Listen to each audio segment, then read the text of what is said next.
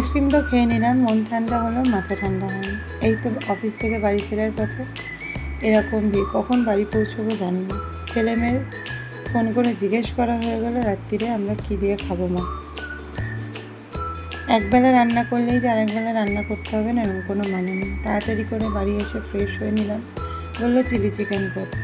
Chilli চিকেনের কোনো তোড়জোড় ছাড়াই চিলি চিকেন, এটাকে অ্যাকচুয়ালি আমি চিলি চিকেন বলি না, এটাকে মরিচ চিকেনই বলি। এর আগেও খুব চটজলদি এটা বানিয়েছি, ওরাও খেতে খুব পছন্দ করে। নমস্কার, গুড ইভিনিং। কেমন আছেন আপনারা? আশা করি ভালো আছেন, আমরাও ভালো আছি। সারাদিনের কাজের ব্যস্ততা, যখন যেরকমভাবে সময় পাই আপনাদের সাথে ব্লগটা তুলে ধরার চেষ্টা করি। তাড়াতাড়ি করে বানিয়ে নিলাম মরিচ চিকেন।